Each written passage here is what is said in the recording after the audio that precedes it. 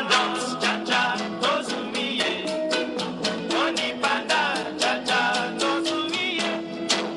Vous êtes sur cette magazine TV, abonnez-vous.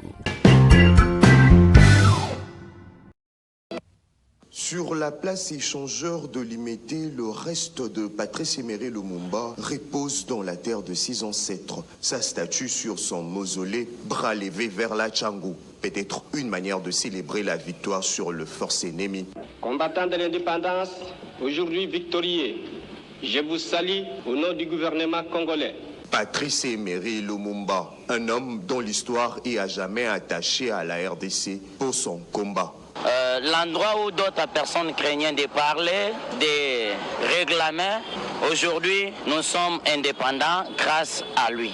À l'approche de la célébration de 63 ans de l'indépendance de la RDC, ces Congolais venus de France reconnaissent encore la grandeur de l'homme. L'estime que j'avais pour cet homme est encore plus grande que quand je le voyais de loin. C'est vraiment pour ça que je suis venu au Congo, pour voir aussi les hommes importants qui ont fait ce pays. Mais l'histoire de 30 juin 1960 est associée à celle du 4 janvier 1959. C'est ici sur la place Imka que tout commence entre déception de militants de la BACO puisque le meeting n'est pas autorisé par le pouvoir colonial. Pour la toute première fois, le mot Lipanda sera prononcé par un grand nombre de Congolais.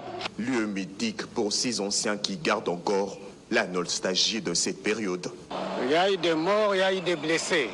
Sur l'avenue Kasavubu, le drapeau à l'effigie de Joseph Kasavubu, premier président de la RDC, sur sa résidence.